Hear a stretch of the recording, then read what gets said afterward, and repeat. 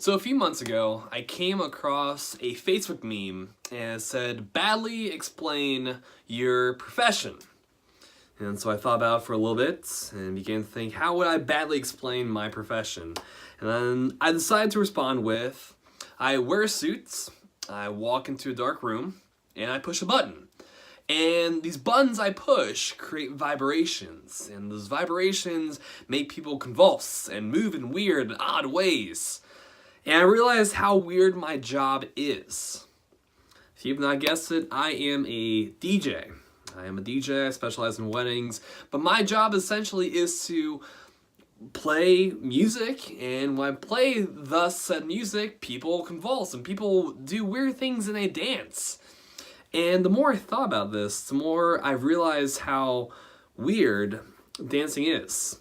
So I decided to do some research and figure out, why do we dance? What are the origins of dancing, and how can it serve us, and why do we do it in the first place? Because it doesn't really make sense on the surface level. So I want to share with you one thing I found out and how it pertains to the world we live in. The one thing that I've noticed with being a DJ, but also looking up why we dance, is the importance of community, the importance of uniformity. You see, back in our early days, when we were still in tribes and still hoping to survive the nights, people that were in larger groups had a better chance of surviving than those who were by themselves or in smaller groups. Hence the reason why we feel good when we're in groups. Sometimes we feel a little anxious, I understand that. However, essentially surviving meant, are you in the tribe or are you not? So in the world of DJing, we have these dances called line dances.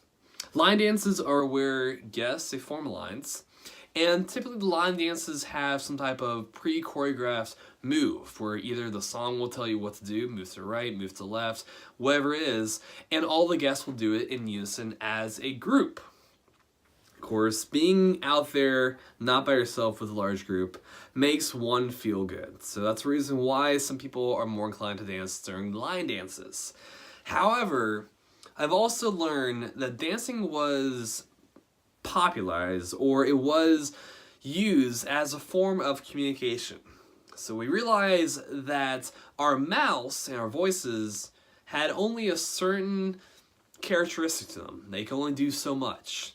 So we begin to realize that our bodies could be used as an extension of our mouths. We can clap our hands, we can stomp our feet, we can pat our chest, we can bang our chest, and that creates sound. So it's almost like we're talking, but we're not using our mouth. We are using our bodies as an extension of communication so we can communicate in other ways. Now, because of this made us feel bigger. So when I'm angry, I can clap louder, I can be louder, I can be bigger, I can stomp my feet louder, and that makes me feel bigger versus just saying, versus just yelling, versus just talking. It adds gasoline to the fire. Yelling and clapping is better than yelling.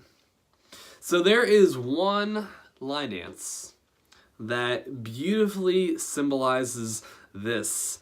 And when I figured it out, when I put all the pieces of the puzzle together, I smiled, and you may notice one, and it is called the Cha-Cha Slide.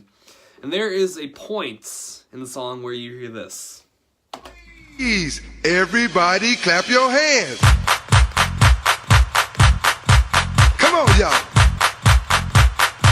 Check it out, y'all. How low can you go? That's it. That song, that moment right there, is a beautiful connection between us feeling larger because of the sound that we are making, but also us feeling larger as a group.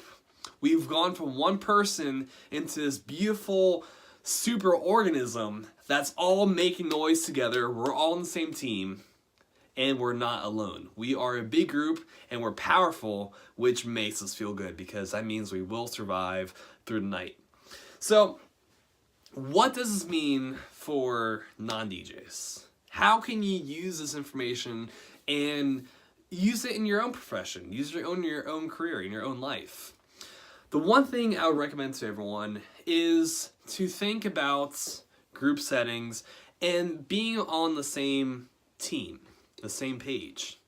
How can you take whatever profession you have, and how can you take your coworkers, your colleagues, and unite them not through your job, not through your company, but through a different cause? Perhaps picking up trash, perhaps going through an obstacle course together, perhaps just wearing the same color can have that influence of the group, can change the thinking from I to we. And just by that alone, you can actually create your own superorganism. Yes, I don't encourage people to walk around and pat on their chest and do it all in unison. However, that could be an option for motivating. Chants, clap, get things started. Slow claps, great example. They get people fired up. So if you are a leader, or if you need to have an influence, think of groups and think of loud. Think of big. Think of making yourself bigger than what you already are. And that's a way that you can use what we learned from dance in a non-dancing world.